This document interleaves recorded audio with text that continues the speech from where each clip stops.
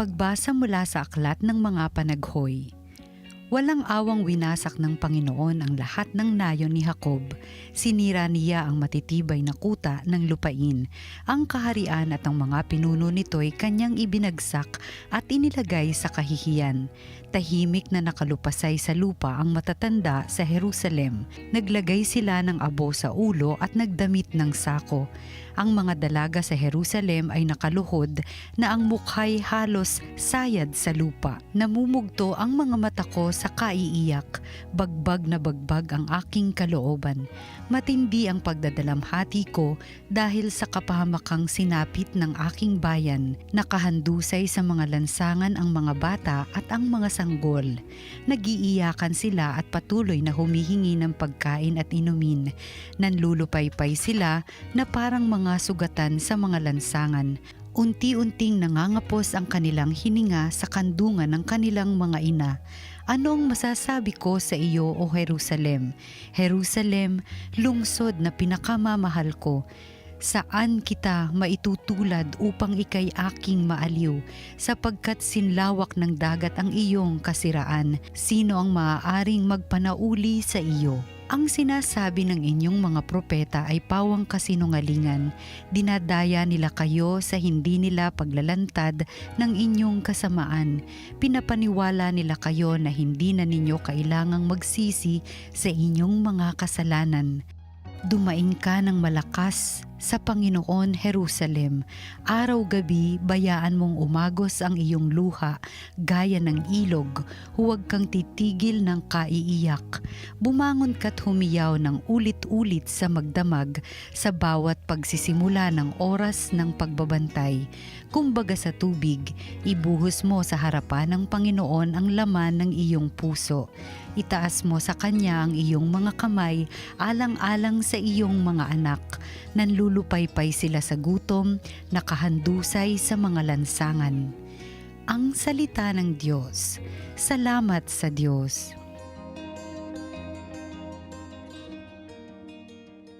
Iyong laging gunitain mga lingkod mong butihin. Bakit kami, Panginooy, itinakwil habang buhay, mainit ang hininga mo sa tupa ng iyong kawan. Iyo sanang gunitain ang tinipon mo nung una, yaong lahing tinubos mo't itinakda na magmana. Bundok ng Siyong tinirhan mo'y gunitain mo na sana. Iyong laging gunitain mga lingkod mong butihin. Lapitan mo yaong labi na winasak ng kaaway, ang labi ng santuaryo mong sinira ang bawat bagay. Ang loob ng iyong templo'y hindi nila iginalang, sumisigaw na nagtayo ng kanilang Diyos-Diyosan. Ang lahat na nasa loob na sangkap na mga kahoy, magmula sa pintuan mo'y sinibak at pinalakol. Iyong laging gunitain mga lingkod mong butihin. Ang lahat ng inukitang mga kahoy sa paligid, dinurog at pinalakol niyong mga malulupit. Yaong banal na santuaryo ay kanilang sinigaan. Nilapastangan nila at winasak ang templong banal. Iyong laging gunitain mga lingkod mong butihin. Yaong tipang ginawa mo ay huwag mong lilimutin. Ang masamay naglipana sa puok na madidilim. Laganap ang karahasan kahit saan sa lupain. Huwag mo sanang itutulot na ang api mapahiya. Bayaan mong ang ngalan mo'y purihin ng dukhat aba. Iyong laging gunitain mga lingkod mong butihin. Ang mabuting balita ng Panginoon ayon kay San Mateo. Noong panahong iyon, pagpasok ni Jesus sa Capernaum, lumapit ang isang kapitang Romano at nakiusap sa kanya, "Ginoo, ang alipin ko po'y naparalisis. Siya'y nararatay sa amin at lubhang nahihirapan. Paroroon ako at pagagalingin siya," sabi ni Jesus. Ngunit sumagot sa kanya ang kapitan, "Ginoo, hindi po ako karapat-dapat na puntahan pa ninyo sa aking bahay. Sabihin po lamang ninyo at gagaling na ang aking alipin. Ako'y nasa ilalim ng mga nakatataas na pinuno at ako man ay may nasasakupang mga kawal. Kung sabihin ko sa isa, humayo ka, siya'y humahayo, at sa iba, halika, siya'y lumalapit, at sa aking alipin, gawin mo ito, at ginagawa niya." Namangha si Jesus nang marinig ito at sinabi niya sa mga taong sumusunod sa kanya, "Sinasabi ko sa inyo na hindi ako nakatagpo kahit sa Israel ng ganitong kalaking pananalig. Tandaan ninyo, marami ang darating buhat sa silangan at kanluran at dudulog sa hapag na kasalo nina Abraham, Isaac at Jacob sa kaharian ng langit. Ngunit marami sa lipi ng Israel ang itatapon sa kadiliman sa labas. Dooy mananangis sila at magngangalit ang kanilang ngipin." At sinabi ni Jesus sa kapitan, "Umuwi na kayo. Mangyayari ang hinihiling ninyo ayon sa inyong pananalig." Noon di gumaling ang alipin ng kapitan.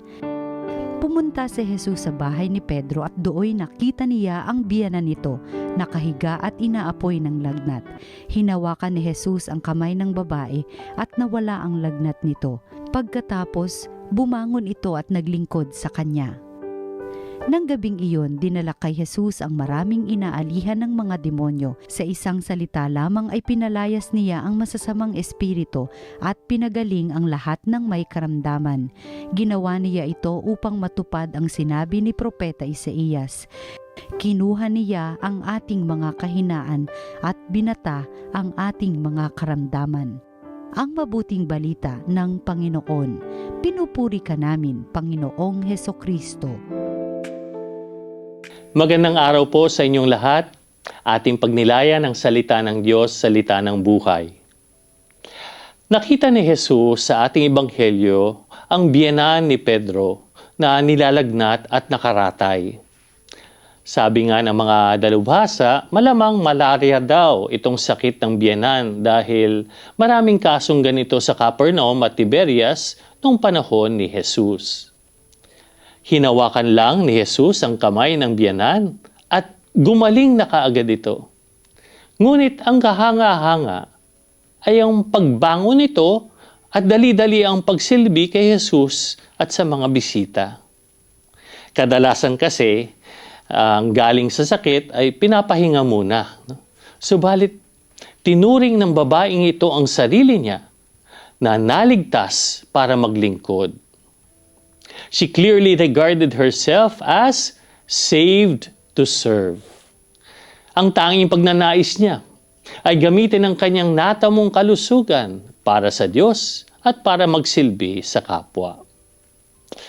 Maraming mga himala at biyaya ang ginagawa para sa atin ni Jesus araw-araw. Pero paano natin pinapakita ang ating pasasalamat? Anong punto para sa atin ngayon? Nakatatanggap tayo ng grasya upang maging grasya sa iba. Meron akong nakilalang kaibigan na taga Regnum Christi. Isa siyang binata na galing sa Mexico. So, medyo tisoy, mukhang artista. At nagbigay siya ng talk sa aming parish youth ministry tungkol sa Birhen ng Guadalupe, Our Lady of Guadalupe. At talaga namang napakaganda ng kanyang presentasyon. Marami sa mga kabataan ang na-inspire sa kanyang sinabi. At pagkatapos, tinanong ko sa kanya kung bakit naisipan niyang magbigay ng talk na ganito. Kinuwento niya na nagkaroon ng terminal illness ang nanay niya at noong malapit na sa kamatayan nito, nagdasal siya ng maitimtim sa Birhen ng Guadalupe na tulungan ang ina niya na gumaling. At nangako siya na ipapalaganap niya ang debosyon sa Our Lady of Guadalupe kung ipagkaloob ang kanyang hinihiling. Alam niyo po, nagkaroon ng himala at gumaling ang kanyang ina nang hindi alam ng mga doktor kung paano nangyari. At simula noon, nagbibigay na siya ng mga talk sa iba't ibang bansa all over the world tungkol sa Our Lady of Guadalupe. Alam niyo po, may mga tao na nangangako sa Diyos ng kung ano-ano ang gagawin nila kapag papagalingin sila ng Diyos. Ngunit kapag gumaling na, ay nakakalimutan na nila ang kanilang mga pangako. Pero hindi itong Meksikanong ito. Talagang ginawa niya ang pangako niya na magsilbi sa Diyos at palaginapin ang debosyon sa mahal na Birhen. Mga minamahal na kapatid, alalahanin natin ang tamang paraan kung paano gamitin ang bawat biyaya ng Diyos sa atin. Ang biyenan ni Pedro ay ginamit ang biyaya ng buhay upang maglingkod kay Jesus at sa kanyang kapwa. Tayo kaya? Kaya magandang tanungin natin sa ating sarili, paano ko ginagamit ang mga biyaya ng Diyos sa akin bilang pagkakataong maging biyaya sa iba?